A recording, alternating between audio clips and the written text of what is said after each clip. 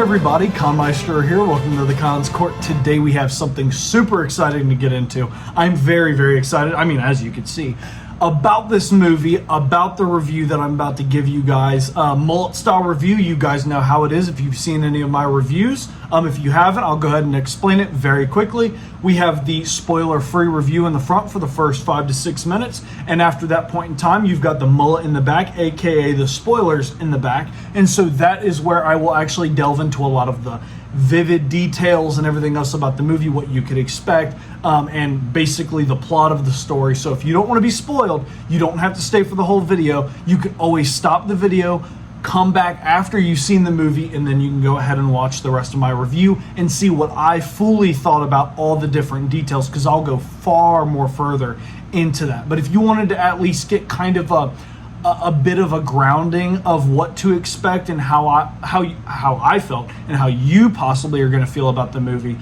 definitely stay for that spoiler-free review that I'm about to give now. But before we get straight into that, I wanted to talk about some of the products that I got. I went ahead and got some collectibles before I went into the movie.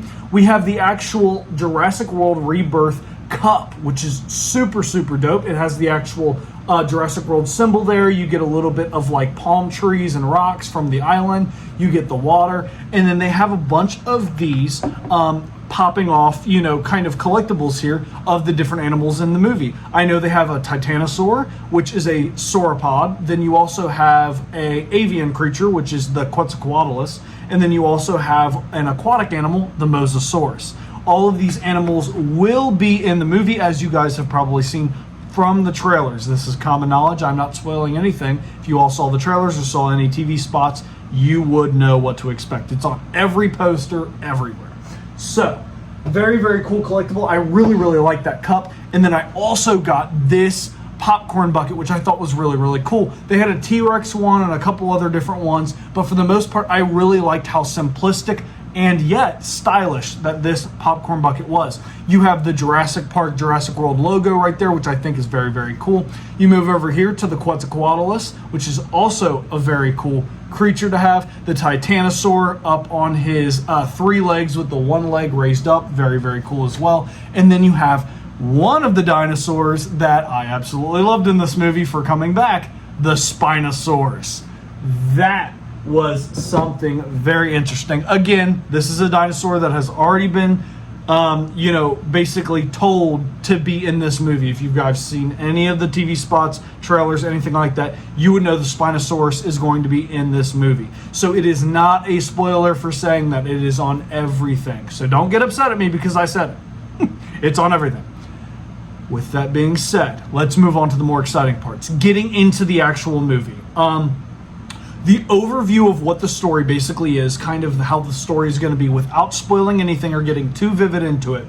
You basically have a group of people that are going to find certain dinosaurs to get DNA samples from them to be able to basically get medications and medicines and stuff like that for humans, dinosaurs, everything else on the planet Earth, you know, to kind of advance the medical field.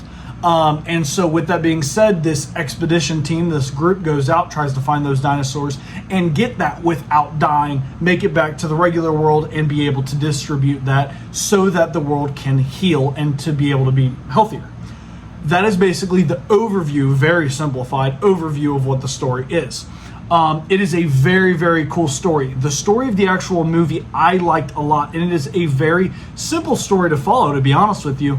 I am very surprised about how much I ended up liking this movie. This movie went above and beyond in many different little categories.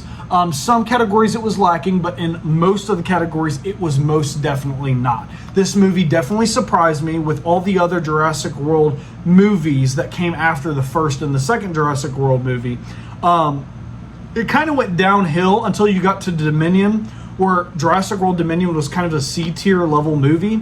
This movie moves up. This is actually up there with some of the best Jurassic World / Jurassic Park movies for me.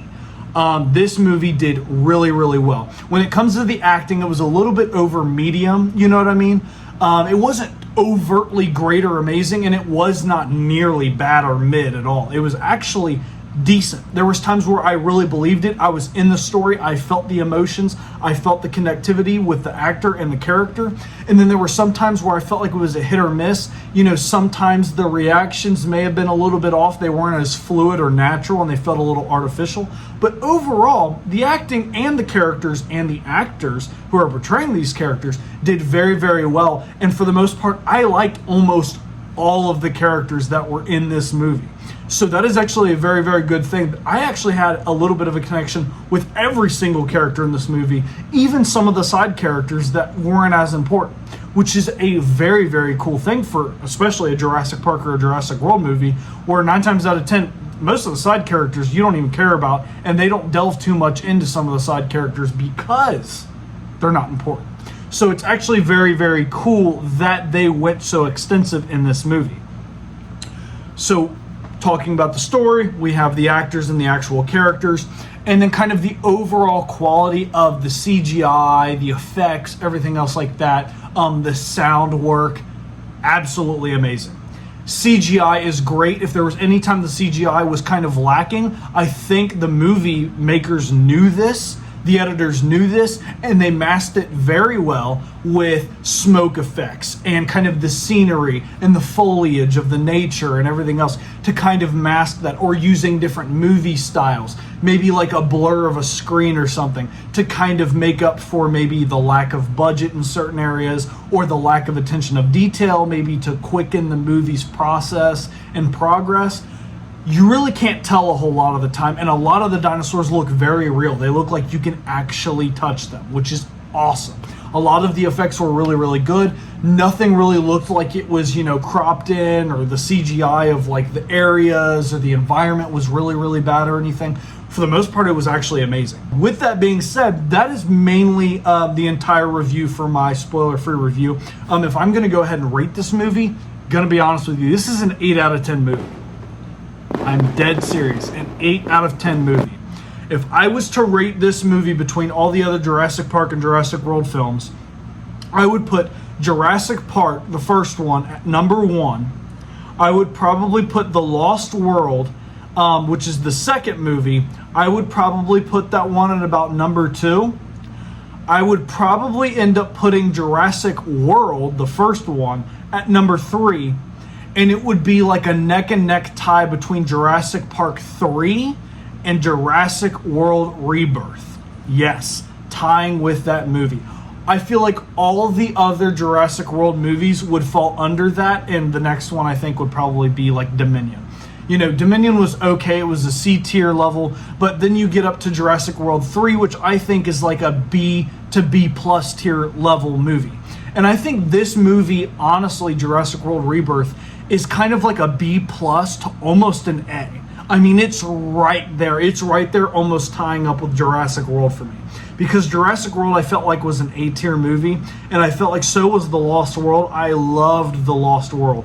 Those two for me were A tier, and then Jurassic Park, the first one, is obviously S tier. It is the best movie out of the entire series, out of both series. I love Jurassic Park number 1. Is nostalgia a little bit part of it? Yes. Do I care? No. You want to know why? Because I love it with everything in my heart. So that would be S tier. All that other stuff might be a little bit of an A tier. And Jurassic World Rebirth is like right under A tier by like a smidgen. Like literally a hair. And it's right at the scraping top of B plus tier. Very, very, very good movie. This was a very good movie. If you guys love Jurassic Park, love Jurassic World, you love all of that stuff, you love dinosaurs, I implore you, I beg of you to go see this movie. This movie is most definitely a movie that you guys are going to want to see. I do not have any paid promotions or nothing at all as well. So I'm not getting paid to say this. This is my actual opinion. This movie's great. Go see it. If you love dinosaurs, you're going to love this movie. You're going to love almost everything about this movie. It is a fun time. It's a fun time to be with your family. I took my family to see it. We all had the best time. We got a bunch of snacks, popcorn, drinks, everything else. Sat in front of the theater with the booming music and the amazing screen, and we got to see the entire movie and all of its magic and glory. And I'm so happy that I got to do that rather than waiting for it to come out in a streaming service or something. So definitely go and see it out in theaters. It is worth buying the tickets. It definitely is. So with that being said, mullet style time. We are moving on to the mullet style part of this review. If you do not want to be spoiled, I suggest you go on and get out of here. You run like you're being chased by raptors. Get out of here. Run full speed ahead out of the video and come back. I would love if you came back, because once you've seen the movie, you can come back, watch this review, the rest of it, and kind of see what I thought about a lot of more of the specifics. So, mullet style time. Let's get into the spoilers. This movie occurs on Site C, I think. They don't quite specify it in the movie. They just allude to the fact that this is obviously not Asla Sornar, I believe, which is Site B, and then Site A being Asla Nublar, the one that we see in all of the big movies. Jurassic Park, you see it in Jurassic World. You even get to see it, I think, in not Dominion. It might be in the one before Dominion. What was that one? Jurassic World. I can't remember what that one was. Maybe it was Dominion. I can't remember. Either way, that is the island that's Site A. Sornar is Site B. This, I believe, is Site C. I believe there was 5 islands, but for the main part, they only use Site A, B, and C. C has not been talked about or used a whole lot. Site C is actually where, I think, for the most part, they dumped all of the mutated dinosaurs.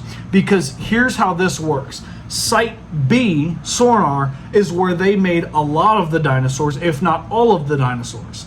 Then they would take any of the good dinosaurs from Site B, Sornar, move it over to Asla Nublar, which is Site A, where the park is. So they would put it into the park for people to see.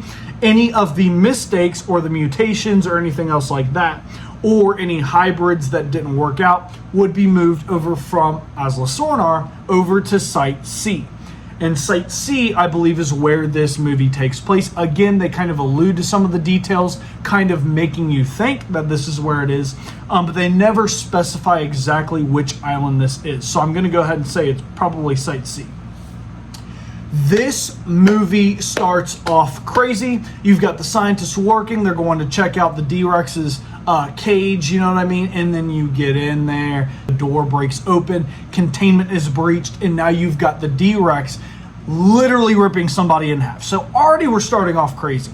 As the movie continues, it gets even crazier as you realize there is some businessman, corrupted businessman, who is trying to do something very sketchy and very illegal, where he's trying to collect a bunch of people that are very good at their jobs when it comes to dinosaurs, extraction, mercenary work, to try to create this team to go out and find certain dinosaurs, to find samples of their DNA and their blood, that way that they can make medications and sell that out to the public. Problem being, we know how corrupt businessmen are. When they get something to make medications and stuff, they usually make it for the 1 to 10%ers, and 99% of the people on planet Earth don't have the money or can afford for a lot of that medication. So you end up with majority of the world still sick and poor, and the top 10 to 1%ers end up getting healthy and richer. So that is essentially kind of the motivation of the villain of this movie. He's one of the main villains of the movie. He is a very bad guy. Can't remember his name off the top of my head because I do not like him at all. He sucked. But he collects this team, Scarlett Johansson being a mercenary. You have some of the other actors who are, you've got the guy that's the actual scientist. He actually was taught under Dr. Allen, which is very, very cool, from Jurassic Park. So he taught under him. That way he's got all this dinosaur knowledge, and he is very excited to end up going and meeting dinosaurs out in their actual natural habitat, which is on the islands down by the equator. So the equator is where all the dinosaurs are now. Like I told you guys, this happens about 17 years after the last movie, about 30 years after Jurassic World. All of the dinosaurs, for the most part, have been now out and about in the actual world. Problem being, in the actual world nowadays, the air quality is not nearly as high as it used to be back when the dinosaurs roamed the earth before they went extinct. The temperatures changed, all of the different natural areas and biomes have changed, and the dinosaurs could not adapt or find ways to survive quick enough. Almost all of the dinosaurs on planet Earth that were released died. all of them. We actually get to see one of the last dinosaurs that are in a very public city area die on the street. Super, super sad moment. But any of the dinosaurs that have survived have all moved toward the equator, where it's far hotter, more tropical, and a lot of the environment, the temperature, the biomes, everything else like that is very similar to how the world used to be before, when dinosaurs still roamed the earth. So that's why the expedition team has to move toward the equator. And they use a bunch of the technology and the trackers from back when Jurassic World was still a thing to find some of the dinosaurs and the animals that were in Jurassic World in the park, to track them down and to get some of the DNA samples. These dinosaurs or animals being the Mosasaurus, the Titanosaurus, and the Quetzalcoatlus. These dinosaurs have some of the biggest hearts, which allows them to have very good DNA and very good blood samples when it comes to any type of heart diseases, heart issues, and it will allow humans to basically use those samples to make far better medications to help humans and dinosaurs alike. With that being said, they go on to this expedition to find all of this stuff, but it is very dangerous. Obviously, they're dinosaurs. So they move on, go to do this. We come across a path of a family. The family's out sailboating, not thinking anything about it. They're traversing from one island to another. They're near the equator. And then all of a sudden, a Mosasaurus comes out of nowhere and attacks their sailboat, completely crashes it. And the Mosasaurus has a gang of Spinosauruses behind it. Holy crap. The Mosasaurus can communicate with the Spinosaurus. They become one big hunting group, and they all start swimming into the ocean to go find prey. What the heck? Did not know that was a thing. We got to see it in the trailer, but it's even crazier to see in the movie. They hunt this family, they're trying to eat the family or whatever else like that. The family ends up getting away just in time, staying up to the side of the crashed boat and putting out a radio signal to try to get any help. Obviously, with the Mosasaurus attacking that family, that same Mosasaurus is being tracked by the expedition team. The expedition team is going to find that Mosasaurus, and they end up turning around, going away from the Mosasaurus, finding that family's SOS signal, taking the family, saving them, and the Mosasaurus and the Spinosauruses find them, start attacking the expedition's boat. They have the big chase scene, fight scene, everything else like that. You end up seeing the real dark side of the businessman who ends up, trying to kill one of the family members who's about to fall off of a boat. And you end up having them rushing all the way to this island that they don't quite tell you what it is. Site C. So they crash land on Site C, onto the beach, and people are getting picked apart left and right. These Spinosauruses are just eating people off the boat. Jumping up, trying to grab the little girl that's a part of the family that was being attacked. Jumps up and grabs a dude that's shooting darts at him, eats him, rips him apart. There's a girl that finally gets on the beach and is trying to get all the luggage and the junk that was on the expedition ship off. She gets eaten by a Spinosaurus, and the Spinosaurus drags her bloody body all the way to the ocean and tears it apart in the ocean away from the rest of the group. My God. So they crash land the boat. They can no longer use the boat. The boat is completely damaged. They continue on to Site C. They end up getting separated due to the attack. The family that was being attacked by the Mosasaurus on the sailboat ends up going on their own separate way, and the expedition group goes on their own way. The family ends up meeting all types of dinosaurs that they did not want to see. Dilophosaurus, raptors, raptor mutants. They have raptor hybrids, which are mixed between pterosaurs and raptors. So it's literally a flying velociraptor. Yes, a flying velociraptor. Holy shit, that thing is creepy and scary. It looks like a demonic vulture, and that thing destroyed one of the only velociraptors we got to see in the movie. That's another big thing I wanted to talk about. Velociraptors really aren't in this movie a lot. And most of the other Jurassic World and Jurassic Park movies, we usually see the velociraptors a lot. You don't get to see these velociraptors almost at all. They're almost non-existent in this movie. and you only get to see two of them, and they're very blurry, kind of in the background, and they end up getting eaten or attacked by those mutant hybrid velociraptors that can fly.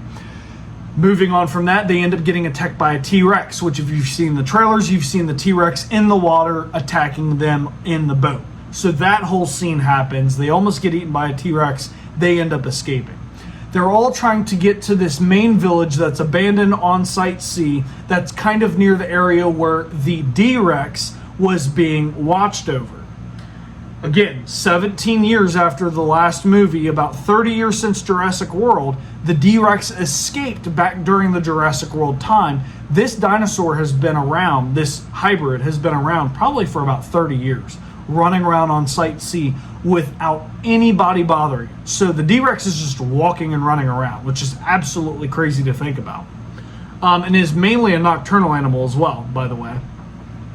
The actual expedition team continues to find samples. They got the Mosasaurus sample. Then they went to go find the Titanosaurus. They got the Titanosaurus. Then they went to go find the Quetzalcoatlus. They had to go onto the cliffs to find the Quetzalcoatlus eggs because it's far easier to get DNA samples from an egg that's sitting in a nest rather than trying to get it from a Quetzalcoatlus that's flying in the sky, especially because it is literally the size of an F-15. I mean, it's literally the size of a plane.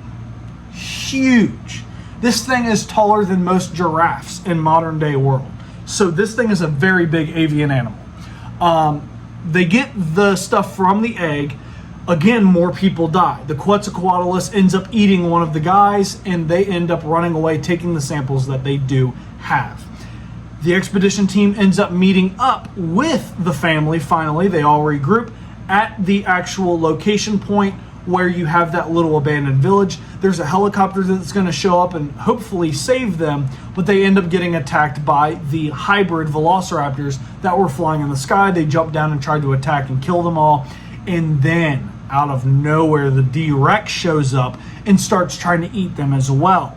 The bad guy, the businessman, ends up showing his true colors. He had gotten a gun from a helicopter wreck that he found in the jungle. He takes that gun and uses it to hold the other people hostage while he tries to take the medication, get away scot-free, and not have to probably pay any of them, and probably wasn't even going to let them on the helicopter, to be honest with you. He was going to go back to the regular world, make a bunch of money, and, do terrible things. He was going to end up making medications for only the top rich percent of the world and leave the poor people with nothing. A lot of the other people in the expedition team did not want that to happen. They wanted to go ahead and give the world all the medication they can, make cheaper medication. If you outsource it to multiple different medical places, different hospitals, stuff like that, the world will have more access to medicine.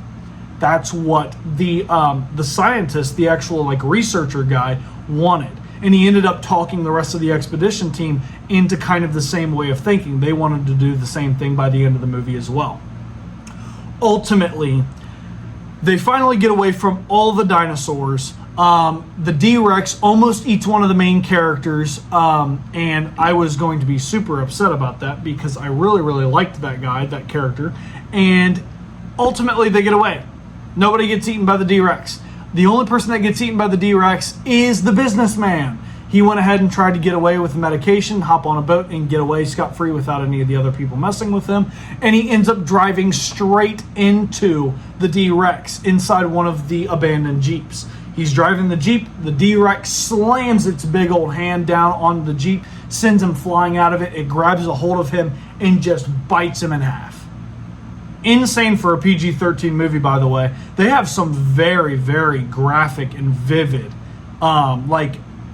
eating scenes where these dinosaurs are straight eating people and eating animals. I mean, blood, guts, gore, everything, which is very insane for a PG-13 movie. But the D-Rex ends up eating him. All of the main characters get away scot-free with the medication, and they are now able to go ahead and spread it out to the world. That is essentially the entire movie. The little girl, a part of the family, ends up finding a little protoceratops, a little baby dinosaur, just like that. He's about that small. She's carrying him around. He was kind of a funny little character that was, running around in the movie, kind of helping the little girl feel better about the fact that she's being attacked by dinosaurs, kind of helping her keep calm and soothing her, and ends up going with her to the regular world, becoming her pet, which is very, very cool. It was a very cute character, kind of similar to a character like the Porgs from Star Wars. You know, kind of little side characters that don't amount to much, but they have cute little moments that are very, very cool. And ultimately, it was a cool dinosaur to have, you know what I mean?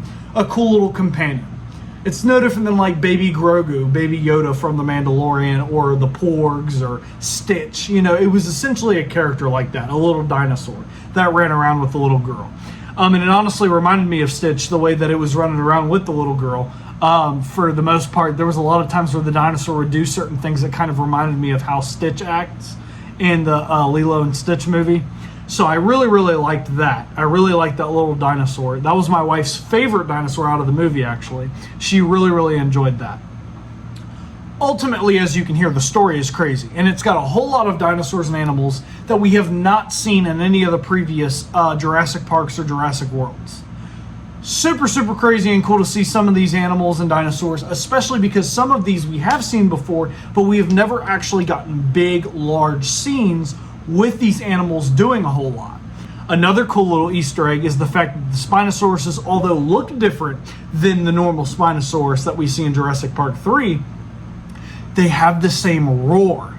Me and my brother heard that roar when we're sitting there, and we just looked at each other, and immediately I got the flashback of that phone scene where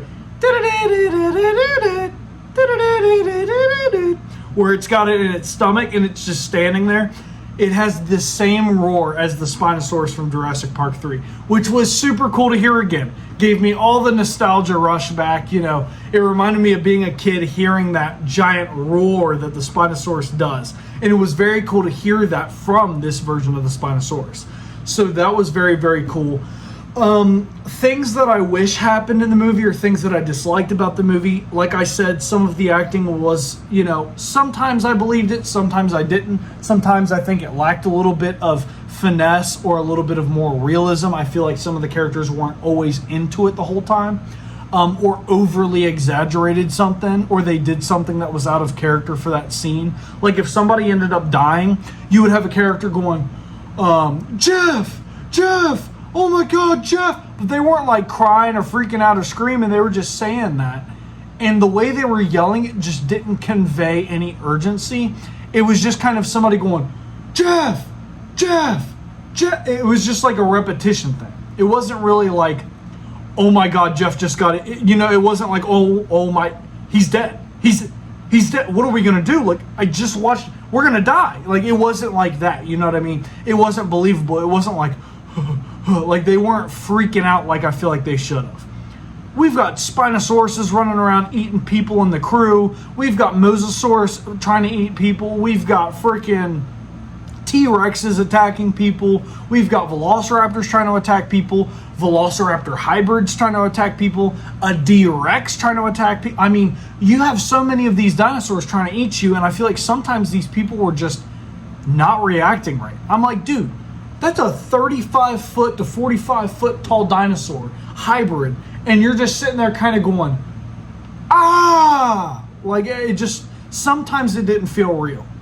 That was my biggest gripe with the movie, is sometimes the acting did not feel like it was where it needed to be. But for the most part of the movie, the acting was good. Like I said, it wasn't overtly bad. It was just some very specific points and scenes in the movie. And again, it's like a 2.5 hour movie. You know what I mean? 2.5 hour movie. So there was very few times where it was like that. But there were some times where I was like, come on, you could have done a little bit better than that. Another big bummer that I ended up hoping was happening was we would get to see a rematch between the T-Rex and the Spinosaurus. That did not happen. We unfortunately did not get to see a rematch between the Spinosaurus and the T-Rex, although I really wanted it. I had been wanting a rematch for the longest time because the one from Jurassic Park 3 was definitely not what an accurate, normal Spinosaurus would be. A Spinosaurus would normally be like a fisher. It would like eat fish. It didn't eat a whole lot of normal big animals like a T-Rex. So seeing it being strong enough to kill a T-Rex was kind of like, I don't know about that. But in this movie, they are accurate, and they actually are the accurate size that they should be. They look the way they're supposed to be. They're far smaller than the T-Rex, and the T-Rex in this movie is far bigger. So I would have loved seeing the T-Rex rip one of those things apart. Get its get back, baby. More than 30 years coming. You know what I mean? Rematch of the ages. Did not happen. Very, very unfortunate. I was hoping we would get to see some type of big dinosaur battle, but none of the dinosaurs really fought. That was another thing I noticed about this. You had Jurassic World Dominion, you had Jurassic World, you had Jurassic Park 3. A lot of these dinosaurs ended up fighting each other. Even Jurassic Park 1, you had the T-Rex fighting the Velociraptors. In this movie, it doesn't happen almost at all. The T-Rex was eating a Parasaurolophus, but it was off screen. You didn't get to see it. The Parasaurolophus was already dead, lying on the bank of the river. The only time was when that hybrid Velociraptor monster came down and ate the regular Velociraptor. But it was kind of like a blurry in the background type of scene, so you didn't really get to see a whole lot, and it was a very one-sided thing. That hybrid was hunting the raptor. The raptor had no ability to fight back. So yeah, it was kind of weird that we didn't get to see any animals or dinosaurs fight. Normally there's at least one really big fight, and there was nothing at all. The D-Rex didn't fight no other dinosaur. In fact, you actually didn't get to see the D-Rex almost at all, for the most part. You get to see the D-Rex a little bit at the beginning of the movie, and for literally the entire majority of the movie until the very end where they're trying to escape, you don't get to see the D-Rex. The D-Rex comes out at night when they're finally at that abandoned village. They're waiting for that helicopter. The D-Rex finally comes out. This D-Rex is huge, far stronger. Nothing affected it. Nobody could hurt this thing. This thing did whatever it wanted. It was very slow, though. I will give it that. It waddled. Granted, this is a failed mutated monster of a dinosaur, by the way. So he's kind of it takes inspiration from the Rancor from Star Wars, the Xenomorph from Alien, and the T-Rex from Jurassic Park. Put all into one. And so you end up getting this weird multi-limbed dinosaur that's kind of slower, chasing people. Didn't really eat anybody but one person. Didn't do a whole lot, and was only on the screen for 10 minutes at most, 10 to 15 minutes of the movie, if even that. The D-Rex wasn't in this movie much at all, I will say. It really wasn't, which was the biggest bummer. I'm hoping what that means, though, is that the D-Rex will be shown in the next Jurassic World movie. I hope that they make another Jurassic World movie and the D-Rex is shown a whole lot more. Perhaps the expedition team that survived, the members, say something about the D-Rex, somebody hears about it and tries to get it to make it an attraction or something, or does something with it, or tries to even hunt it. That would be a good storyline, a hunter in the world wants to hunt the biggest apex predator that there ever lived, and the D-Rex is something he heard of. That would be a cool storyline. But we need something else with the D-Rex. The D-Rex was not in this movie a lot at all, and it was a very big bummer. It was one of the biggest bummers of this movie, next to the T-Rex not having a rematch with the Spinosaurus. That was one of the biggest bummers I had with the movie. D-Rex should have been in this movie a whole lot more. But it was really cool to see, a lot of other dinosaurs and other animals shine. The Quetzalcoatlus, the Mosasaurus, the Spinosaurus, the Titanosaurus. There was a lot of stuff that was really, really cool that we got to see. It's just a bummer that the D-Rex got done so dirty. Very, very upset about that. But all in all, it's still an 8 out of 10 movie. This movie reminded me of how the original Jurassic Park movies made me feel. If you want to feel Jurassic Park again, see this movie. The music is still the Jurassic Park movie music.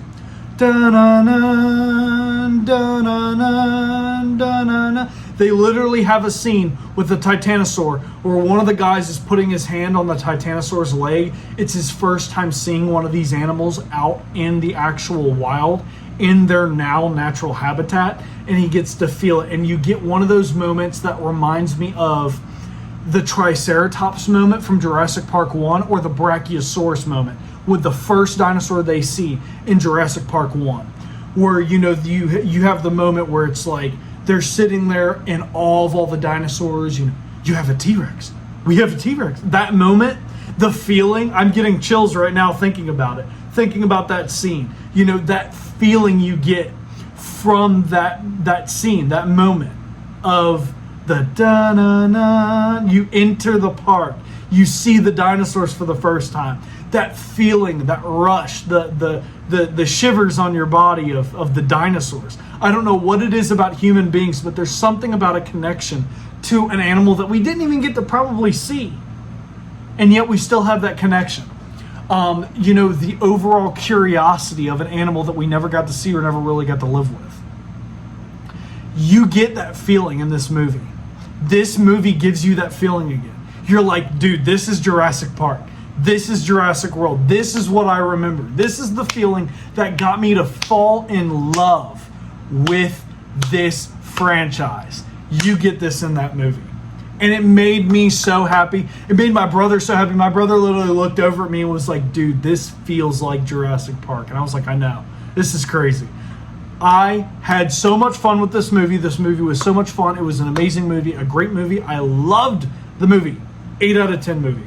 With that being said, guys, that is my Mullet style review. I'm sorry it took 40 minutes for a whole review.